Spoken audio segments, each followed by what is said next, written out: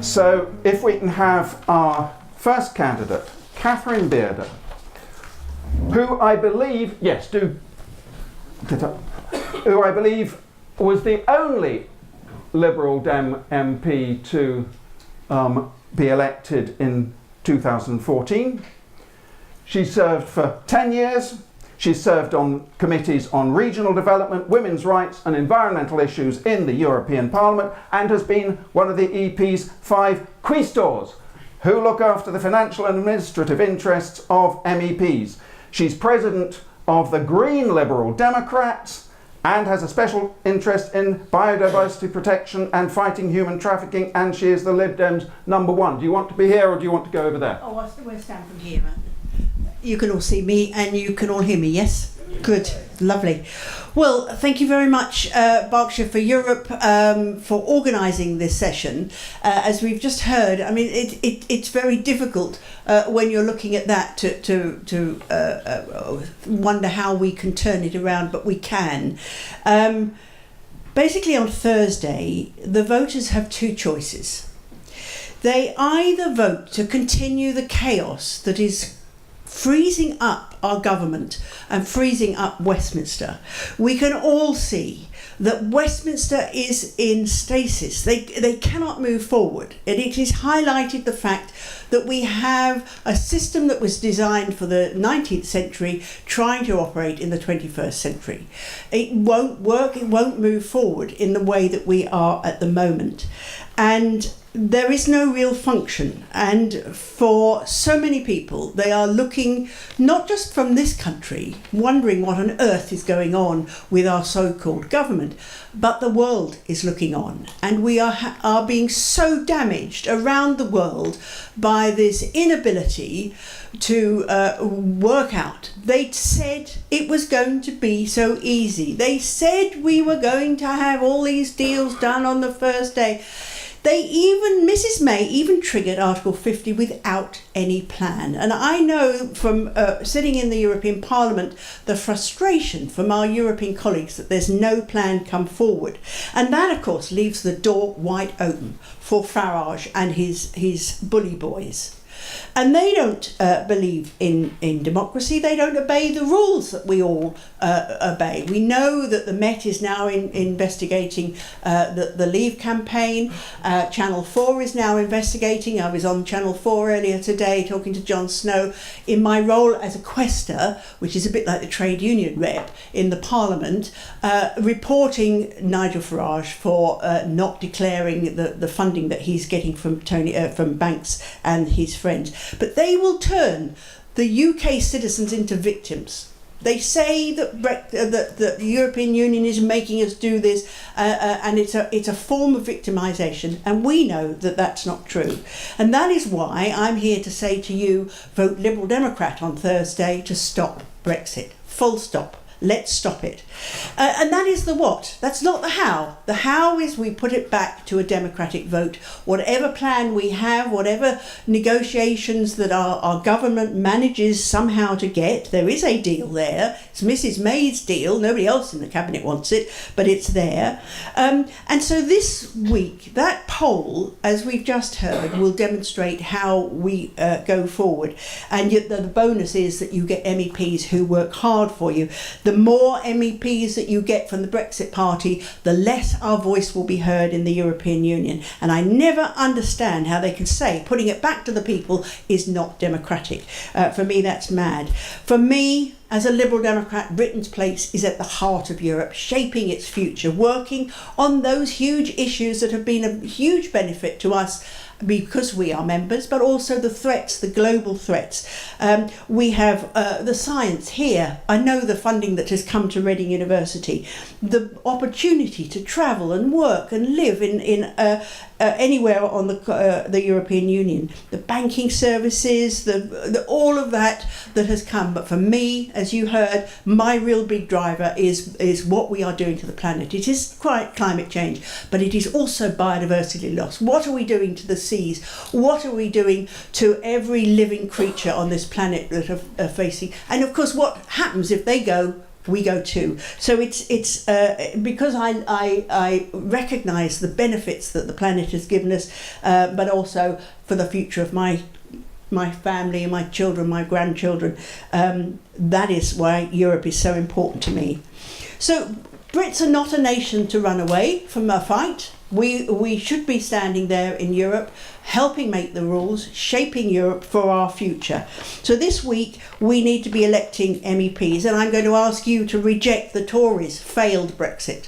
Reject Labour's support for Brexit. Now, I know John has worked very hard, but actually in Westminster, Labour are supporting Mrs May's Brexit. Reject the soft and hard, or even the no deal Brexit that Farage is offering.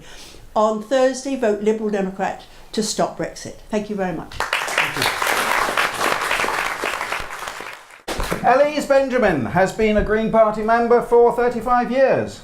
She served as Oxford City Councillor 1999 to 2002 and 2004 to 2016, which is quite a long run. Chaired the Planning Committee, the Economic Development Committee, the Area Committee, and was the first Green Lord Mayor of Oxford in 2011-2012. Within the Green Party, she has also been Regional Liaison Officer for Caroline Lucas MEP and Keith Taylor MEP. She is the Green Party's number 2.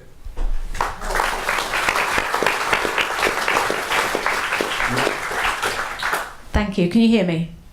Good. I'm standing here now, very proud to be part of a party that has stood strong on Remain since the disastrous referendum 3 years ago. And before the referendum, I was out every day. We had local elections, so I had to do that as well. But every single day for 2 months, I ran stalls in Oxford to talk to voters, to get people to understand what we would lose. I'm also proud to be campaigning in this election with Caroline Lucas, who, as you've heard, is a former South East MEP. It was Caroline who first proposed the People's Vote 8 days after the referendum as part of a 6-point plan to start to mend post-referendum Britain. And I'm proud that Greens were the ones warning that the dangers of austerity long ago, before anyone else, what those dangers would be.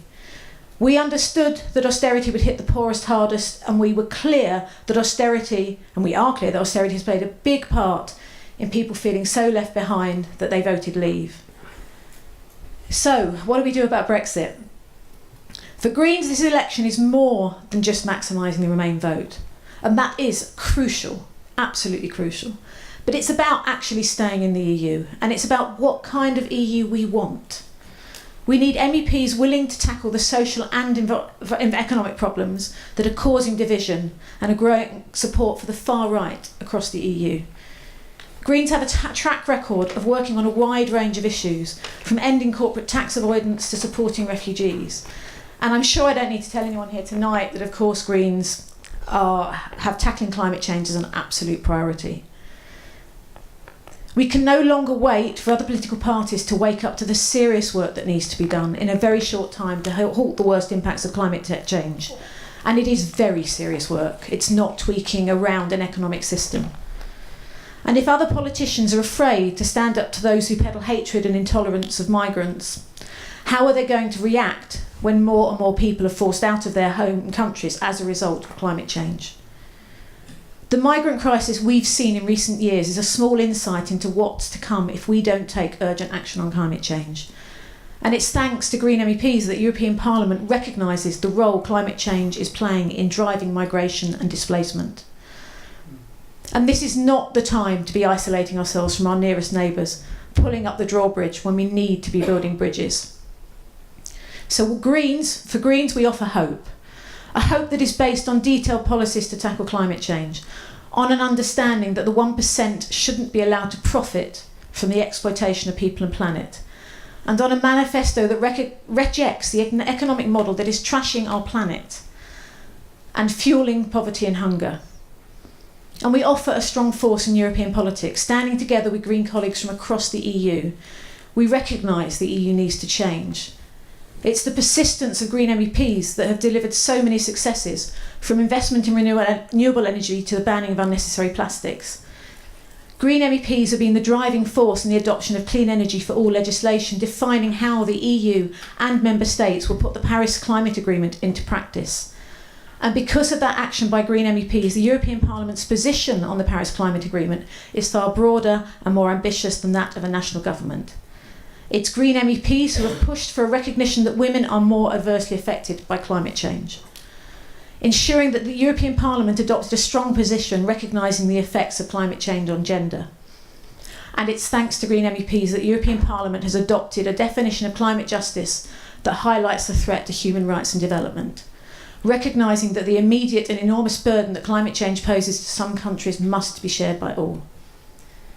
So it's Green MEPs who have been championing people and planet before profit, recognising that a green economy will create jobs and improve our quality of life. We can't continue with business as usual.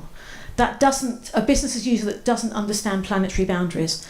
So in this election, Greens are saying loud and proud, yes to Europe, no to climate change, because an extreme Brexit puts many of the environmental protection laws we currently have at risk. Laws that help clean our beaches, laws that force manufacturers to improve white goods performance, laws that have protected our valuable countryside. This is a time when we desperately need to unite for the future of our planet. And the Green Party is already doing that in 103 countries across the globe. We are the most credible option for those who want to remain in the European Union, the most likely to deliver the change necessary to move to a more equal society, and the natural home for those who want to see urgent action on climate change. And I'm proud that we are once again standing on a common manifesto with Green colleagues across the EU, a manifesto that puts reform of the EU and tackling climate change as top priorities. And I'll leave you with a quote from that manifesto. A vote for the Greens is a vote for change. It is a vote to not let go of Europe, but to make it into what it was promised to be. A union not of self-interest, but of shared responsibility. A union not for financial gains for the few, but for economic and social progress for all. A union that leads the world by protecting people and the planet. Thank you.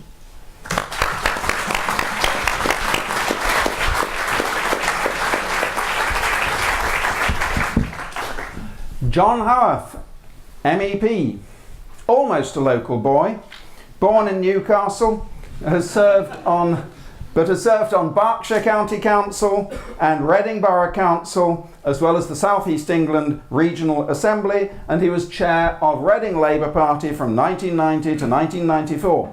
In 1995, he founded his own business, providing marketing consulting services and later brand design and business communications. He has served in the European Parliament since 2017, when he succeeded Elise Dodds, who stood down to contest successfully Oxford East. He is Labour's #1 candidate.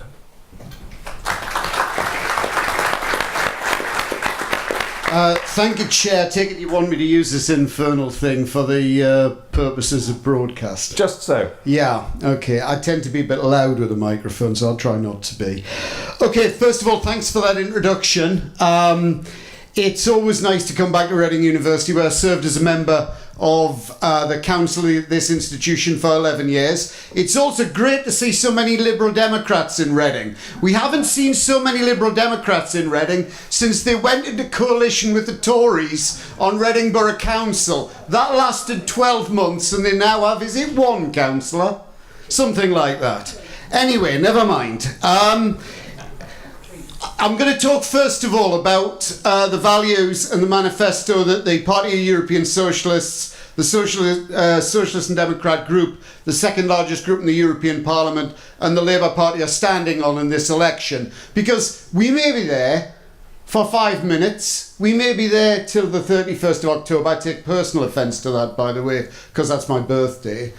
And we may be there till the end of 2020, or we may be there for 5 years. So I think that you need to consider the values of the candidates, you need to consider the values of the parties when you vote in this election, and you don't want to mess with anything tactical with the d'Hondt system, because frankly it does not work. Anyway, first of all, tax justice. Tax justice is the most important question of the age. It's one that can only be addressed through the European Parliament. It is absolutely key to the future, because one of the factors that created Brexit in the first place is the feeling of the guy who comes to fix your plumbing and works as a self-employed businessman and can't avoid paying corporation tax, that he is paying more corporation tax potentially in a year than Amazon or Facebook or someone like that who can move themselves between jurisdictions. It is absolutely key that that is tackled, because we need a new settlement between people, corporations and government that was wrecked in this country in the 1980s by Margaret Thatcher and has never been truly redressed. The second most urgent problem, and by far the most urgent problem for the whole of the planet, is climate action. The Greens are sincere about this, absolutely, we work with them in the Parliament, but it is the work of the second largest group that pulls the centre of the Parliament towards climate action, and we want to move towards a zero carbon economy by 2050.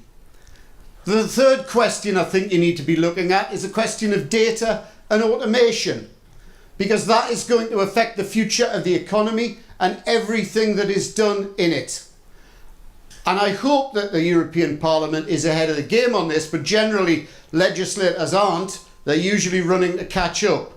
And unless we get to grips with that, we'll continue a situation where the next industrial revolution, the next major technological change, will do exactly the same as all those other technological changes. They will make a few people massively wealthy, and they will diminish the prospects of many others at the bottom end of the scale. So that needs to be just also.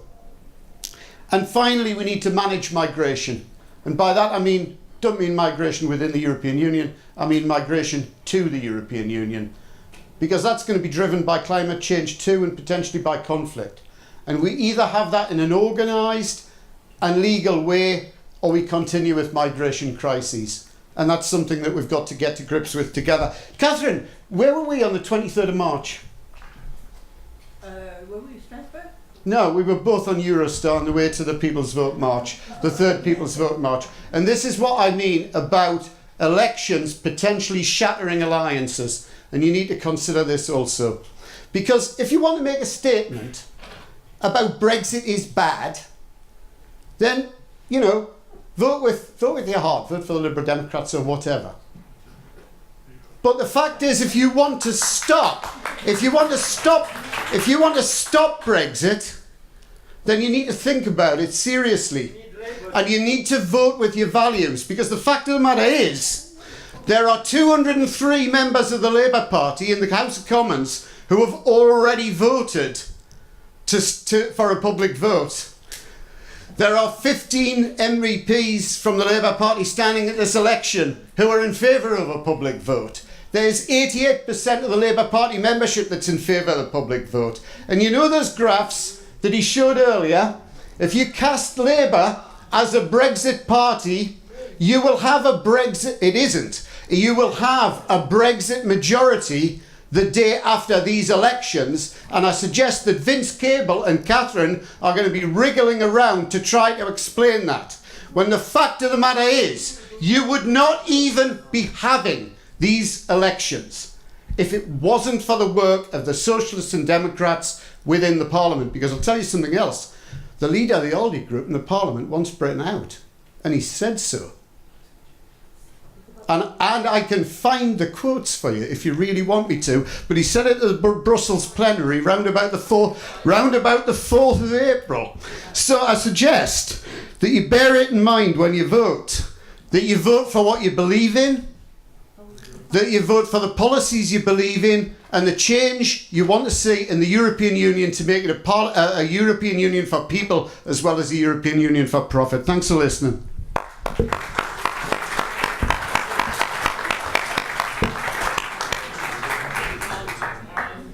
Eleanor Fuller is a novice in politics. She used to be a diplomat, which isn't quite the same thing.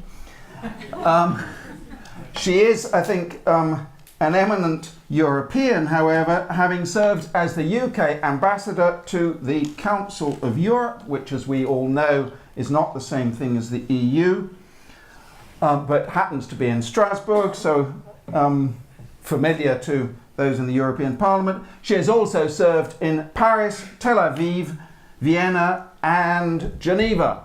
She is number 4 on Change UK's list.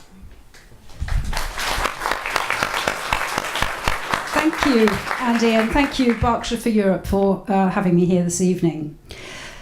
I was asked to address the question of what motivated me to stand. Well, you, Mr. Chairman, and others have already painted a very clear picture of what Brexit has brought to this country and what it means. And I can only agree with what has been said. But one aspect that particularly affected me in the whole mess that we've been in the last 3 years is the loss of our country's influence in the world. So I was a diplomat for many years, as you have said, as chairman. And for me, it's self-evident that to influence today's world, we have to have obviously a vast network of bilateral relations with countries, but we also have to be at the top table in every international organisation that is making decisions that affect all of us, and that includes the European Union. And so that's really the reason that I wanted to put myself forward into politics for the very first time. After all, the European Union is the biggest international project on our continent. Things are decided there which affect us whether we're a member or not. And I think we should be a member and influence those decisions. And also, there's another aspect to it, and it was that the Brexit battles that have absorbed us over the last 3 years have been very ugly. And they continue to be. We see the main parties increasingly dominated by their right and left wings respectively. We see the resurgence of anti-Semitism. We thought we'd said goodbye to that, didn't we, some time ago.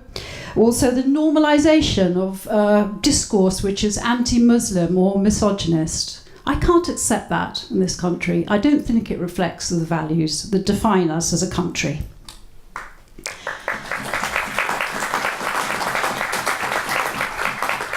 And frankly, I was finding it very difficult to recognise the moderate, diverse and generous-spirited Britain that I was really proud to represent as an ambassador overseas. Then ChangeUK came along, standing for a different kind of politics. A politics based on values and on evidence, and making a strong and unequivocal case for remaining in the European Union. Every member of our party supports remaining in the European Union and a people's vote. They were talking my language. And I knew that I wanted to add my voice to their campaign. And so I'm very grateful that I was given the opportunity to do so as a novice, and our list of candidates for the South East is indeed very diverse. For example, it includes equal number of men and women, old and young, those with political experience and those of completely different experience. We have one citizen of another European country also on our list in the South East. Now, ChangeUK candidates elected to the European Parliament, they're going to present a face of Britain that seems to me lacking in political life in this country today. Engaged, constructive, open to the world, bring a positive influence to bear in debates and in decision making. I was also asked to say what would be my interests as a member of the European Parliament. My own interests obviously lie in foreign affairs, in development and in human rights. But knowing that question, I thought I might answer, I would show interest in and delve into any question which was of importance to people in the southeast of England, since that is the region that we represent. But actually, when I came to look at everything that European Parliament does and what its committees covers, I realised that every one of the European Union, European Parliament's committees covers issues of importance to this region. So that only reinforced my view that we need to be there and to be part of it. So we have been somewhat criticised for not forming an alliance with other parties, which is I would say, somewhat unjust to us as the new kids on the block. I didn't notice an alliance being formed between the parties who already Remain parties and who actually had the opportunity to do so since they were already formed by November last year, which was the deadline for forming an alliance and announcing it to the Electoral Commission. But that said, the important thing for us in this election is to maximise the Remainer vote. And that is what we are seeking to do, to bring more people to this site and to bring them out and so that we have a stronger Remain vote in this week's election. And I would say it is obviously difficult to decide between the parties. There a great deal of what has been said at this table I would agree with. However, I'm not sure that a tactical vote is such a bad thing in these elections if you're undecided. And I note that the website remainervote.com suggests that in this region, it's by a very complicated model, mathematical model, suggests that to maximise the number of seats for Remainer parties, a vote for ChangeUK will be correct. It makes makes different choices according to the region. South East and the UK. And London are the ones where ChangeUK would be the favoured tactical vote, we are told by this website. Yes, we don't use that kind of language, though. I would just like to add one thing, and this is that our parties come out in the last couple of days to make clear that we may have to support revoking Article 50. Because we think that's the best way to ensure that we do have a people's vote. We feel we need to be honest about that at this stage of the debate. There may not be time to organise a people's vote before the deadline of my neighbour's birthday. So I hope it'll be a better birthday for him if we've revoked Article 50 or had a people's vote by then. So we've said that, and we've made clear that if it's a choice between revoking Article 50 and no deal, then we would definitely be in favour of revoking Article 50 to create space for a people's vote. Thank you very much.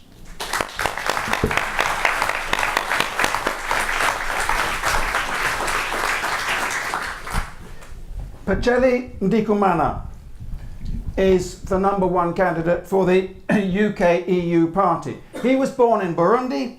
He grew up in Belgium before returning to Burundi, where he completed his education and became a lawyer active in defending political opponents of the regime. As a result, he was detained for a year without charge. He escaped in 2000 and came to the UK as an asylum seeker and became a UK citizen in 2005. He currently works in the UK as a lawyer defending minority group rights and also specialising in the law of sanctions.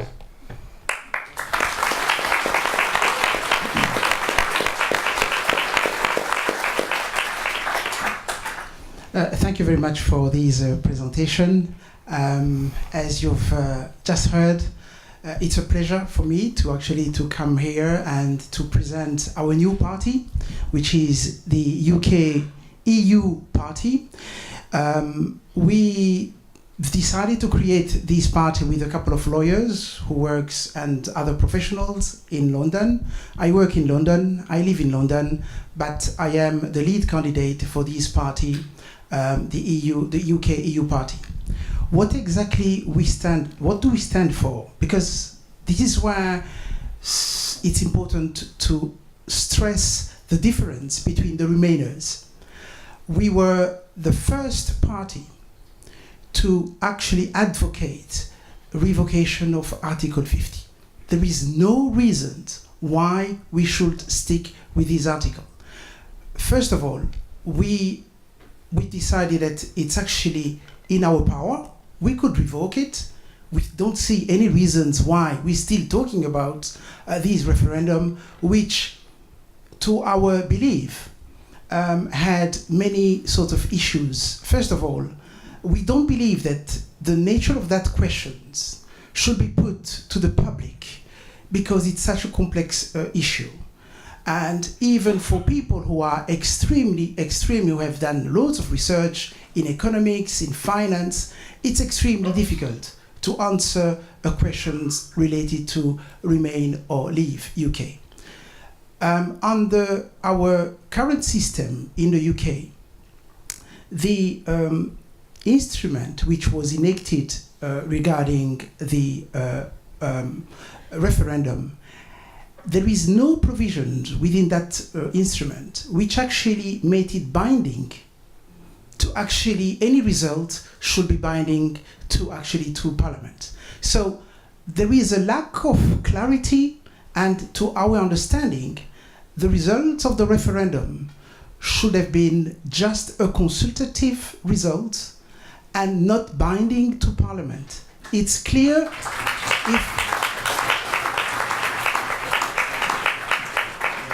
this is the rule of law.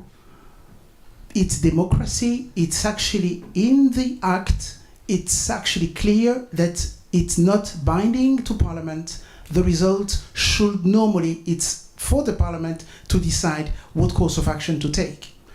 Thirdly, the nature of the campaign, the Leave campaign, there has been loads of anomalies and probably misleading statements and probably even fraud in terms of the right, some the fundings which we found later on after the referendum, which in terms of the finance, in terms of the data that has been actually the data privacy, which have been infringed.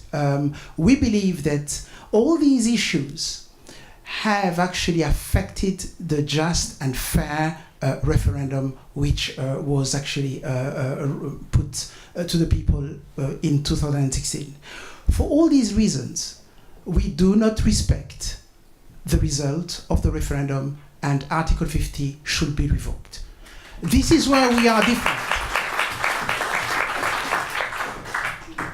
The other point is probably it was asked me to explain why personally I am a passionate European. I believe that the UK will actually gain its global force, its global power within organizations like EU, like all these. That's where actually the power of the UK can be exercised, and that's where it gets a huge leverage. The other point that I believe it's important, although we are for Remain and we are on the extreme because we want to revoke Article 50, we believe that Europe needs to be reformed. The EU needs to be reformed. Sometimes I'm thinking, a couple of months ago, I was looking into the EU and I couldn't find what's the budget, how many funds each commissioner is actually using, where there is no transparency. You can't find exactly how the procurement system works, which company has actually won, has bid for these services. We need clarity, transparency. We need to improve the way Brussels works. It's such a big. Thank you. So I'm gonna just be quite close my presentation and insist that for security reason, for security, for trade, finance, especially finance and legal services in London, we will be affected, really affected if we leave the UK, if we leave the EU. Thank you very much.